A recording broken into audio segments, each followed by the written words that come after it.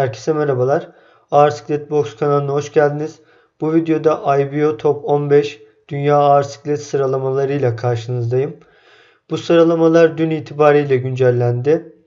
Biliyorsunuz IBO yani International Boxing Organization Uluslararası Boks Organizasyonu 1988 yılından beri görev yapıyor. Ve bu süreçte de gerçekten sıralamalarında fena olmayan bir şekilde açıklıyor, öyle söyleyeyim. Şimdi tabii bu 15 listesinde 15. sıradan başlayacağız ve şampiyona kadar gideceğiz. Ve boksörler bu sıralamayı hak ediyor mu? Böyle küçük küçük boksörleri de değerlendirerek ilerleyeceğiz. Daha fazla uzatmadan başlayalım. 15. sırada Kubrat Pulev.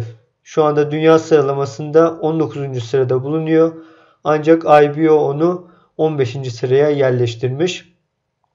Tabi Kubrat Pulev de uzun zamandır maç yapmıyor ama buna rağmen yine IBO sıralamalarında 15. sırada bulunuyor. Nitekim yakın bir sonuç, yani kabul edilebilir. Bir sonraki boksörümüze geçelim. Joe Joyce dünya sıralamasında şu anda BoxRec'e göre 8. sırada bulunuyor. IBO da onu 14. sıraya koymuş. Biliyorsunuz Zlazeng'e 2 kez kaybetmişti.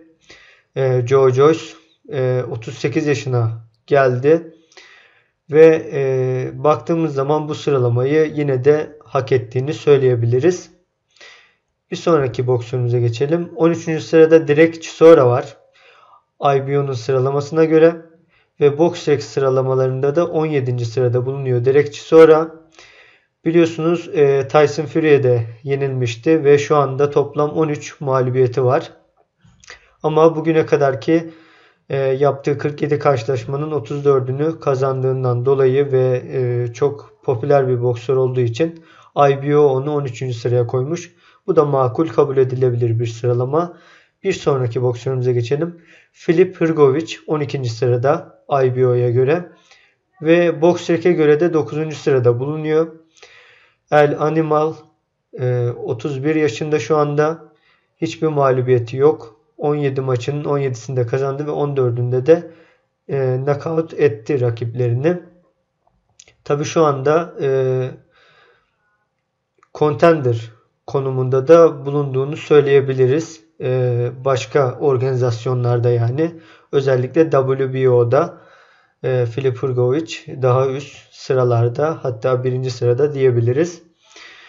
Şimdi buradan tabii ki bu da makul bir sıralama olarak söyleyebiliriz. Diğer boksörümüze geçelim. Jared Anderson benim bir zamanlar sevdiğim boksörlerden bir tanesiydi ama artık listemde olmayan bir boksör. 24 yaşında Amerikalı ve Amerika'nın şu anda 1 numaralı boksörü. BoxRec sıralamalarına göre 15. sırada, IBO'da onu 11. sıraya koymuş. 16 karşılaşmasının 15'ini knockout'la kazanmış, mağlubiyeti olmayan genç bir boksör. Bu da makul, kabul edilebilir bir sıralama olmuş IBO'dan. Hemen bir sonraki boksöre geçelim. Fabio Wardley 10. sıraya koymuş IBO onu. BoxRec'te ise 29. sırada bulunuyor. İngiliz boksör, 29 yaşında, 1.96 boyunda ve İngiltere'nin de 6. sıradaki boksörü olarak geçiyor. Ama şu anda İngiliz ağır siklet kemeri onda bulunuyor. 17 karşılaşmasının 17'sinde kazandı, 16'sında da knockout etti rakiplerini. Burada biraz Fabio Wardley'i tabii kemerinden dolayı üst sıralara koymuş IBO. Ama bu kadar da üst sıraları ben hak ettiğini düşünmüyorum Fabio Wardley'in. Bir sonraki boksörümüz Efe Acakba 9. sıraya koymuş IBO onu. BoxRec sıralamalarına göre de 13. sırada bulunuyor. Biliyorsunuz en son Efe Acakba WBC gümüş kemerinin sahibi olmuştu.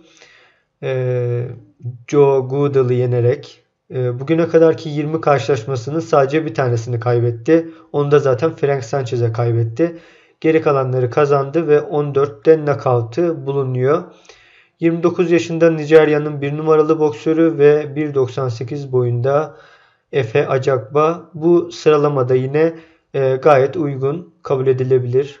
Bir sonraki boksörümüze geçelim. Frank Sanchez 8. sırada IBO'ya göre. Evet, Kübo'nun en iyi ikinci boksör olarak gözüküyor. BoxRec sıralamalarına göre 22. sırada. Bugüne kadar yaptığı 24 karşılaşmadan 17'sinde knockout'la ayrıldı ve hiçbir mağlubiyeti bulunmuyor. Zaten en sonunda Day of Reckoning gecesinde knockout'la beraber kazanmıştı. Evet, tabii Frank Sanchez'in şu anda herhangi bir şeyi bulunmuyor aslında. Önemli bir kemeri vesaire bulunmuyor. Çok da önemli isimlerle karşılaşmadı. İşte Efe Acakba dışında. Ama onu IBO 8. sıraya kadar koymuş. Ben bu kadar yukarıları hak edeceğini düşünmüyorum yine. Şimdi bir sonraki boksörümüze geçelim. Agit Kabayel. Biliyorsunuz artık onu bayağı bir herkes, bütün dünya tanımış oldu.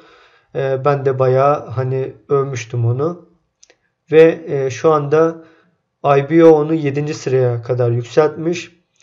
Ve BoxRec'te 6. sırada bulunuyor. Almanya'nın en iyi boksörü. Hani Almanya adına yarıştığı için bunu söylüyorum.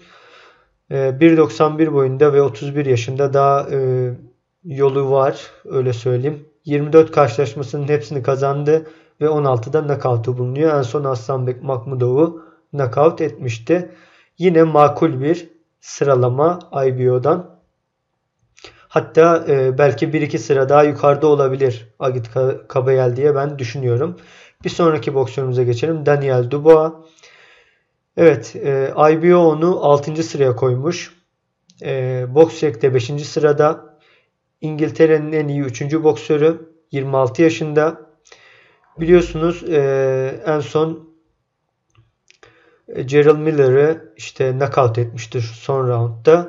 Onun öncesinde de Alexander Usyk'e knockout olmuştu. Ve daha da öncesinde Joe Joyce'a knockout olmuştu.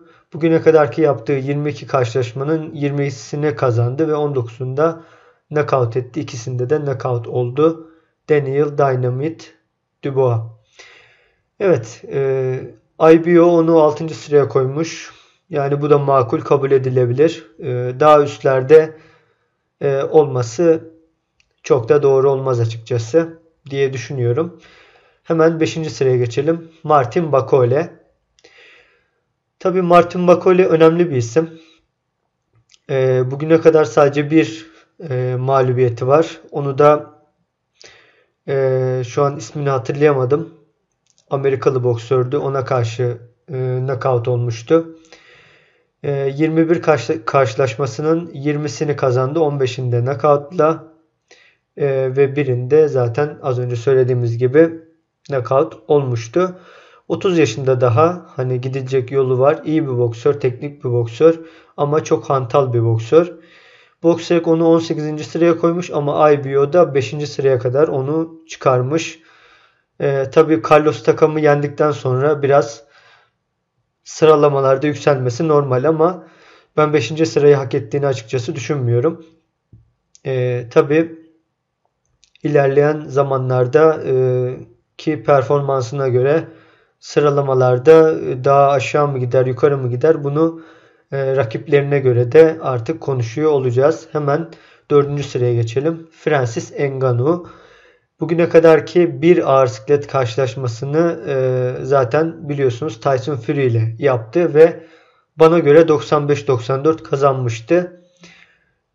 Dünya sıralamasında BoxRec'e göre yani 33. sırada bulunuyor ve Kamerun'un 1 numaralı boksörü. 37 yaşında, 1.93 boyunda Francis Ngannou gerçekten son maçında muhteşem performans göstermişti Tyson Fury'ye karşı. Onu özellikle düşürmesi, ne kadar yumruk gücü yüksek bir boksör olduğunu bizlere gösterdi. Boksör diyorum çünkü artık resmi olarak kendisi ağır siklet olduğundan dolayı. Evet, tabii bu sırayı hak ediyor mu? Bence hak etmiyor.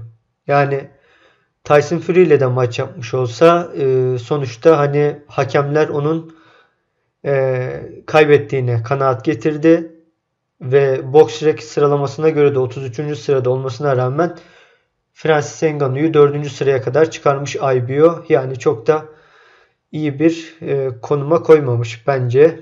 Bu kabul edilebilir değil. Tabii Francis Ngannou Mart ayında biliyorsunuz Joshua ile maç yapacak. Bundan dolayı IBO sıralamalarını yükseltmiş olabilir. Şimdi 3. sıraya geçelim. Joseph Parker. Biliyorsunuz en son Deontay Wilder'ı yendi. Şu an BoxRec'e göre 3. sırada bulunuyor. Dünya sıralamasında IBO da onu zaten 3. sıraya koymuş. Joseph Parker bugüne kadarki 37 karşılaşmasının 34'ünü kazanmış, 23'ünü knockout'la kazandı. En son az önce belirttiğim gibi Wilder'ı unanimous decision'la yendi. 3 mağlubiyeti var. Birini zaten Joshua'ya yenildi. Birini Joe Joyce'a knockout oldu. Zaten tek knockout olduğu maç Joe Joyce maçıydı. Ağır gelmişti bundan dolayı. Gerçekten iyi bir antrenörü var ve şu anki bulunduğu sırayı da bana göre hemen hemen hak ediyor yani Joseph Parker, öyle söyleyeyim. 32 yaşında, tabii artık prime döneminde, yavaş yavaş da hani buradan düşüşe geçeceğini ben düşünüyorum ama yine de Joseph Parker çok teknik ve hızlı bir boksördür. Ağır siklette her zaman yeri olan bir boksördür. Evet, buradan bu makul sıralamadan sonra 2. sıraya geçelim. Zhilei Zhang. Tabii BoxRec onu 7. sıraya koymuş. Çünkü bir mağlubiyet ve bir beraberliği var. Aslında o mağlup olduğu maç Filip Hrgovic'e karşıydı. Ama bence Filip Hrgovic'i o gecede yendi yani. Yine hakemler kolladı Hrgovic'i ve karşılaşmayı Hrgovic'e verdiler diye düşünüyorum. Bugüne kadarki 28 karşılaşmasının 26'sını kazandı ve 21'ini knockout'la kazandı. Özellikle Joe Joyce'ı 2 kere knockout etmesi gerçekten önemliydi. 40 yaşında, artık oldukça yaşlı bir boksör ama knockoutçı bir boksör olduğunu söyleyebilirim. Yumruk gücü çok ama çok yüksek. Ayrıca WBO interim ağır siklet kemeri de, yani başlangıç kemeri de Zhilei Zhang'de bulunuyor. Evet, Zhilei Zhang tabii ki bu sıralamayı hak ediyor mu? Yani hemen hemen hak ediyor. Ama bu kadar da yukarıda olmasını ben beklemiyordum. Yani 3. ya da 4. sırada olsa daha uygun olurdu diye düşünüyorum. Şimdi 1. sıraya geçelim. Anthony Joshua. Evet.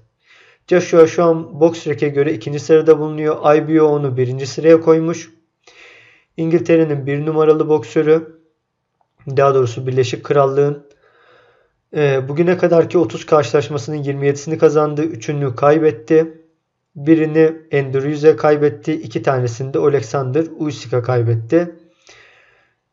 Tabii Andrew Hughes knockout olduktan sonra kariyeri düşüşe geçti ama ondan sonra belli bir seviyede yine boks yapmaya devam etti. En sonunda Otto Wallin'i knockout ederek kariyerine devam ediyor ve Mart ayında da Francis Ngannou ile karşılaşacak Joshua. 34 yaşında şu anda, 1.98 boyunda ve o da artık prime döneminin sonuna yaklaştı diyebilirim. Bu sıralamayı Joshua hak ediyor mu? Evet, yani kabul edilebilir. Nispeten hak ediyor. Ama tabii listede Tyson Fury'nin olmaması da çok saçma olmuş diye düşünüyorum. Joshua bundan sonra biliyorsunuz Francis Ngannou'yu eğer yenerse Alexander Usyk ve Tyson Fury karşılaşmasının galibiyle birlikte karşılaşacağı için şu anda çok kritik bir yerde bulunuyor. Ve bakalım nasıl gelecek Francis Ngannou maçına, bunu da göreceğiz. Sık maç yapmaya başladı Joshua. Bu da benim artık hoşuma gidiyor. Yaklaşık 4 ayda bir ringe çıktığını söyleyebilirim. Evet, buradan artık şampiyonumuza geçelim. Hepimizin bildiği gibi 4 kemerin sahibi, IBO kemerinin de sahibi yani Alexander Usyk. Şu anda dünya sıralamasında zaten 1. sırada. IBO'da da şampiyon konumunda. 21 karşılaşmasının hepsini kazandı. Tabi bu 21 karşılaşmasının tamamı ağır siklette değil. Onu da söyleyeyim. Ama ağır siklette yaptığı bütün karşılaşmalarda da yine güzel performanslar gösterdi. Özellikle Anthony Joshua ile yaptığı birinci maçta gerçekten muhteşem bir performans gösterdi. İkinci maçta da hızlıydı ama birinci maçta daha hızlı, daha iyi dövüşmüştü.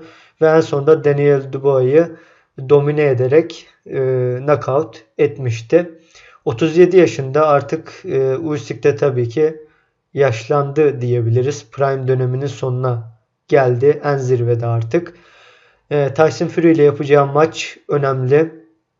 Tartışmasız ağır siklet dünya şampiyonu olmak için ringe çıkacak. İyi hazırlandığını biliyoruz. Ukrayna'nın bir numaralı boksörü Klitschko kardeşlerden sonra önemli bir boksör daha gelmiş oldu. Ukrayna'dan ve dünya şampiyonu oldu. Şimdi de ağır siklet tartışmasız şampiyon olmak için ringe çıkacak. Gerçekten muhteşem bir hikaye, muhteşem bir serüven diyebilirim. Tabii bu Fury Usyk karşılaşmasının yorumunu da yine maç tarihi yaklaştığı zaman yapıyor olacağım. Evet, umarım listeyi beğenmişsinizdir. Hoşunuza gitmiştir. Yorumlarınızı bekliyorum. Bugünlük bu kadar diyelim. Bir sonraki videoda görüşmek üzere. Kendinize iyi bakın.